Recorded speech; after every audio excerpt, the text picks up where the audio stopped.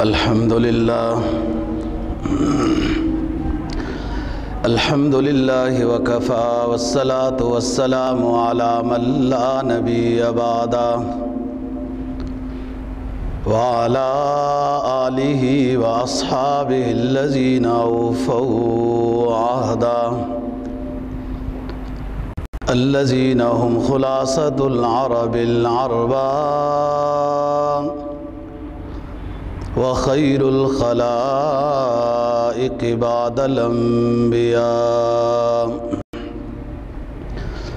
اما بعد فاعوذ باللہ من الشیطان الرجیم بسم اللہ الرحمن الرحیم واذکر فی الکتاب ادریس انہو کان صدیقا نبیا ورفعناہ مکانا علیا قال النبی صلی اللہ علیہ وسلم ان ادریس کان صدیقا نبیا تقیا زکیا صدق اللہ العظیم وصدق رسولہ النبی الأمی الکریم ونحن علی ذلک لمن الشاہدین والشاکرین والحمد للہ رب العالمین۔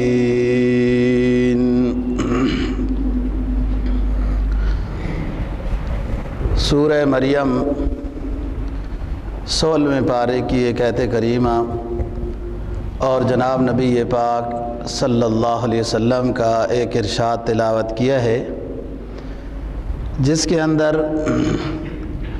اللہ تعالیٰ کے برگزیدہ ایک نبی حضرت ادریس علیہ السلام کا ذکر ہے۔ حضرت ادریس علیہ السلام حضرت آدم علیہ السلام کے پوتے کے لڑکے ہیں۔ حضرت آدم علیہ السلام کی اولاد میں سے حضرت شیس علیہ السلام کو اللہ نے نبوت عطا کی تھی، پھر ان کے بیٹے انوش علیہ السلام کو اللہ نے نبوت عطا کی تھی، پھر انوش کے بیٹے قینان علیہ السلام کو اللہ نے نبوت عطا کی تھی، اور قینان کے بیٹے ہیں حضرت ادریس علیہ السلام۔ حضرت ادریس علیہ السلام کی پیغمبری کا ذکر قرآن مجید میں سورہ مریم میں بھی ہے اور مقام پہ بھی ہے، اور جناب نبی پاک صلی اللہ علیہ وسلم کے فرمانوں میں بھی حضرت ادریس علیہ السلام کا ذکر ہے۔ فرمایا اللہ رب العزت نے رسول پاک صلی اللہ علیہ وسلم کو خطاب کر کے وَاذْكُرْ فِي الْكِتَابِ ادریس اِنَّهُ كَانَ صِدِّيقًا نَبِيًّا، آپ اپنی کتاب میں ادریس علیہ السلام کا ذکر کریں، یہ بھی ہمارے سچے برگزیدہ نبی تھے۔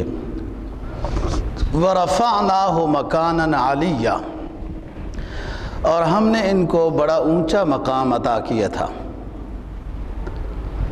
ایک دوسرے مقام پہ فرمایا وَإِسْمَاعِيلَ وَإِدْرِيسَ وَذَا الْكِفْلِ كُلٌّ مِّنَ الصَّالِحِينَ، اسماعیل علیہ السلام، ادریس علیہ السلام، ذا الکفل علیہ السلام سارے اللہ کے برگزیدہ بندوں میں سے ہیں۔ جناب نبی پاک صلی اللہ علیہ وسلم کے فرمان کا مفہوم یہ ہے، آپ نے فرمایا کہ ادریس علیہ السلام اللہ کے سچے نبی، بزرگ، پرہیزگار اور ذہین پیغمبر تھے، زکیہ۔ بہت سارے صحیفے حضرت ادریس علیہ السلام کے اوپر نازل ہوئے ہیں، جن میں توحید کی بات، رسالت کی بات، لوگوں کو نیکی کی طرف دعوت دینے کی بات اور گناہوں سے روکنے کی ہدایات ان صحیفوں میں تھیں، اور بہت ساری دنیاوی ضروریات کے موجد بھی پیغمبروں میں حضرت ادریس علیہ الصلاۃ والسلام ہیں۔ انسانی جو ضروریات ہیں، زندگی گزارنے کے ساتھ متعلق ہیں، ان ضروریات میں بہت ساری ضروریات کے موجد اللہ تعالیٰ کی طرف سے ان کو وہ ہنر عطا کیے گئے تھے، اور انہوں نے پھر لوگوں کو وہ علوم اور ہنر سکھائے، جس میں قلم کے ساتھ سیکھنا سکھانا یہ حضرت ادریس علیہ الصلاۃ والسلام سے شروع ہوا ہے،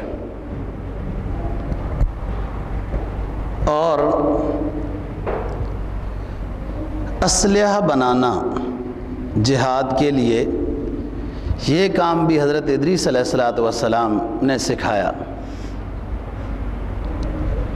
اور کپڑے بنانا اور ان کی سلائی کرنا یہ بھی حضرت ادریس علیہ الصلاۃ والسلام سے شروع ہوا ہے۔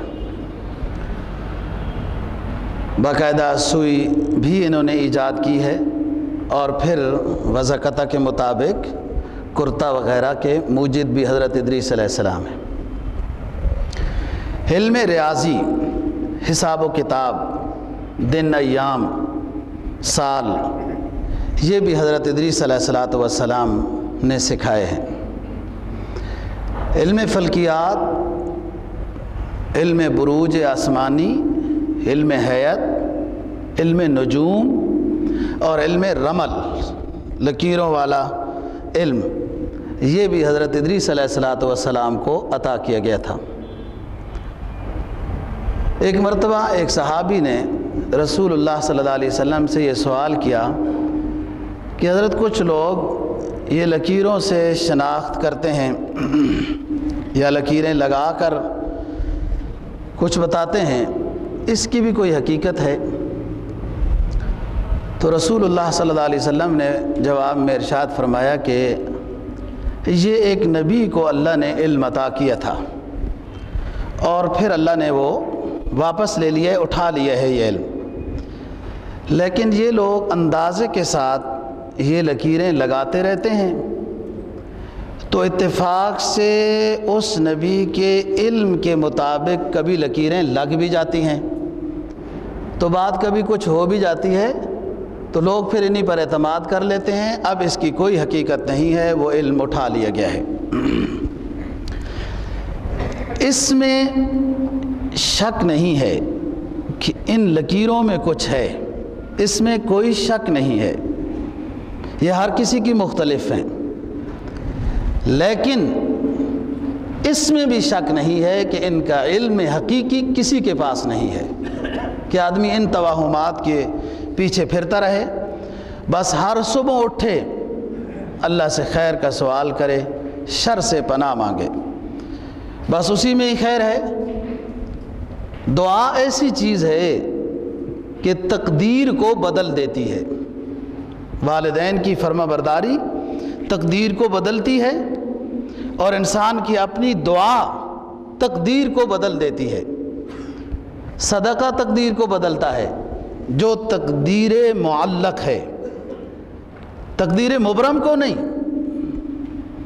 بہرحال حضرت ادریس علیہ الصلاۃ والسلام ان دنیاوی انسانی ضروریات کے موجد ہیں،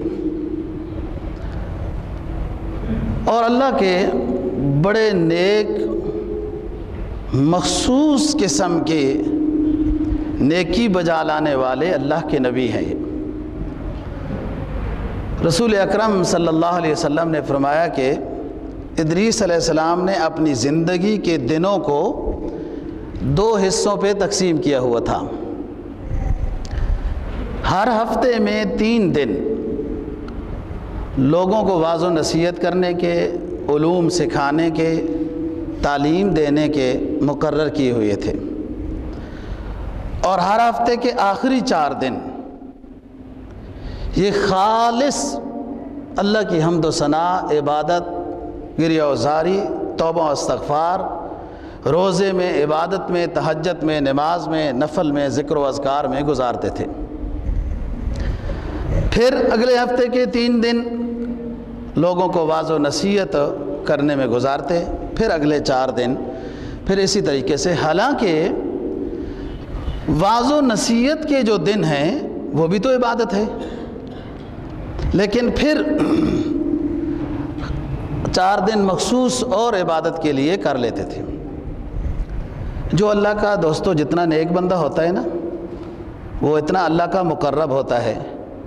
وہ مقرب عبادت سے ہوتا ہے، ریاضت سے ہوتا ہے، توبہ استغفار سے ہوتا ہے، نیکی بجا لانے سے وہ اللہ کا مقرب بندہ ہوتا ہے۔ سورہ الم نشرح میں نبی پاک صلی اللہ علیہ وسلم کو خطاب کیا اللہ رب العزت نے، وَإِذَا فَرَغْتَ فَانْصَبْ وَإِلَىٰ رَبِّكَ فَارْغَب۔ وَإِذَا فَرَغْتَ فَانْصَبْ، اے نبی جب آپ لوگوں کو سمجھانے سے فارغ ہوں تو پھر ہماری عبادت میں لگ جائیں۔ وَإِلَىٰ رَبِّكَ فَارْغَب، خوب اللہ کی طرف متوجہ ہوں۔ اسی واعظ، اسی عالم، اسی معلم کی بات میں اثر ہوگا کہ جس کی خلوت میں عبادت ہو، وہ خالص اللہ کے لیے ہے نا۔ اس عالم کی واعظ و نصیحت، معلم، مبلغ کی بات میں اثر نہیں ہوگا کہ جس کی تنہائی کی زندگی عبادت سے خالی ہے۔ تو انبیاء کو یہ خطاب ہے کہ جب آپ تبلیغ سے فارغ ہو جائیں تو پھر خالص ہمارے لیے ہو جائیں۔ حالانکہ وہ بھی تو خالص ہمارے لیے ہے۔ یا ایھا الرسول بلغ ما انزل الیک من ربک، وہ بھی اللہ کے حکم کی اتباعی ہے۔ معلوم ہوا سجدے میں، نماز میں، ذکر و اذکار میں، تنہائی میں کوئی خصوصی مقام ہے، اور اس طرف توجہ ضروری ہے۔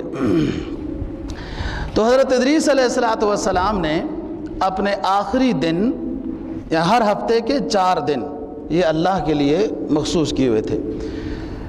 اس میں دوستو بڑی بات ہے، یہ جتنے محدثین گزرے ہیں، فقہاء، اولیاء، صوفیاء گزرے ہیں، ان کی زندگی کو پڑھا جائے تو عجیب لوگ گزرے ہیں یہ، کہ پہلے کتابیں لکھنے میں، لکھانے میں، پڑھنے میں، پڑھانے میں، واعظ و نصیحت میں لگے رہے۔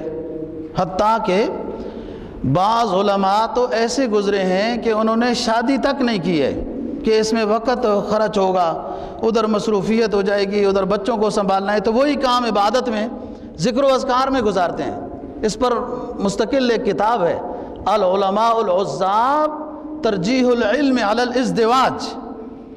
وہ علماء ریاضت والے کہ جنہوں نے علم کے ساتھ مصروف رہنے کو ترجیح دی ہے شادی کی زندگی کے مقابلے میں، کہ اس میں نہیں۔ امام شافعی رحمہ اللہ تعالیٰ اس کو زیادہ بہتر کہتے ہیں کہ جو شخص شادی نہیں کرتا اس لیے کہ علم میں مصروف رہتا ہے تو اچھی بات ہے، لیکن امام اعظم ابو حنیفہ رحمہ اللہ تعالیٰ کا مسلک یہ ہے کہ نہیں، شادی کرنا سنت ہے پیغمبرانہ، اس میں رہ کر جو عبادت ہے اس میں مقام زیادہ ہے۔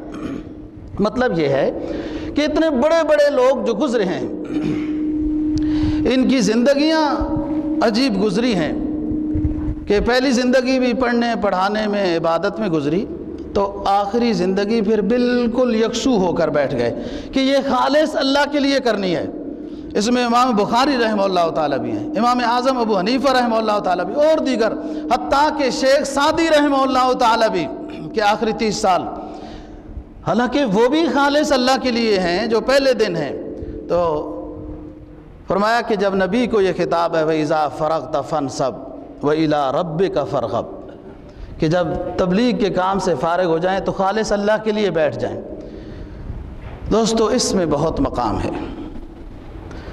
جو چند گھڑیاں انسان کو نصیب ہو جائیں نا تنہائی میں بیٹھنے کی، اور اس میں خالص لا الہ الا اللہ حمد و ثنا میں مصروف رہنے کی، یہ بہت قیمتی ہیں۔ اور سب سے قیمتی گھڑی کون سا وقت ہے؟ یہ تہجد کا وقت ہے۔ حدیث میں جناب نبی پاک صلی اللہ علیہ وسلم کا فرمان ہے نا کہ آخری وقت میں اس کو تھوڑا دور رکھ لیں، آخری وقت میں رات کے آخری حصے میں نیند بھی گہری ہوتی ہے اور بستر بھی نرم گرم ہو، خصوصاً شہری لوگوں کا تو زیادہ ہی نرم گرم ہوتا ہے۔ تھوڑا سا آہستہ کرو، یہ کیا وجہ ہے؟ اس وقت جو بستر سے جدا ہو کر اللہ اور اللہ کے رسول کو یاد کرنے لگ جاتا ہے تو یہ شخص بہت قیمتی ہے، بہت کچھ مقام حاصل کر جاتا ہے۔ تو حضرت ادریس علیہ السلام کی بات کر رہا ہوں کہ پہلے 3 دنوں میں لوگوں کو سمجھانا سکھانا ہے اور آخری 4 دنوں میں خالص اللہ کے لیے ہو جانا ہے۔ اور اللہ کو حضرت ادریس علیہ السلام کی یہ بات بہت پسند آئی اور اپنے مخصوص نورانی جماعت کے سامنے اس کا ذکر کیا اللہ رب العزت نے کہ پوری دنیا کی جو نیکیاں اوپر آسمانوں کی طرف آتی ہیں ان میں سب سے زیادہ نیکیاں حضرت ادریس علیہ السلام کی ہوتی ہیں، جبکہ اس وقت دنیا لاکھوں میں ہو چکی تھی۔ ادریس علیہ السلام کے دور میں دنیا لاکھوں میں ہو چکی تھی، تو ساری دنیا کی عبادتیں، ذکر و اذکار، تلاوت، تقوی، پرہیزگاری، وہ جتنی نیکیاں ہیں سب کی، ان میں سب سے زیادہ نیکیاں حضرت ادریس علیہ السلام کی ہیں۔ ہمیں یہ بہت پسند ہے۔ فرشتوں کو دوستی لگانے کا خیال آیا کہ اس پیغمبر کے ساتھ تو دوستی ہونی چاہیے جن کی نیکیاں حضرت ادریس علیہ السلام کی نیکیاں تمام انسانوں سے زیادہ ہیں۔ یہ بات فرشتوں نے حضرت ادریس علیہ السلام سے کر بھی دی کہ آپ کا یوں ذکر ہوا، تعریف ہوئی، اللہ رب العزت نے یہ خوبی آپ کی بیان فرمائی ہے۔ ایک یہ بات ہے۔ ایک اور بات جناب نبی پاک صلی اللہ علیہ وسلم نے ارشاد فرمائی کہ دن کو جب گرمیوں میں دھوپ سخت ہوئی تو حضرت ادریس علیہ السلام نے سورج کے بارے میں اللہ رب العزت سے دعا کی کہ یا اللہ، جس دن 500 سال کی جس دن کی طوالت ہوگی، لمبائی ہوگی، اس گرمی کا کیا ہوگا؟ یہ تو 10-12 گھنٹوں کا سورج ہے اور اس کی تپش ہے، اور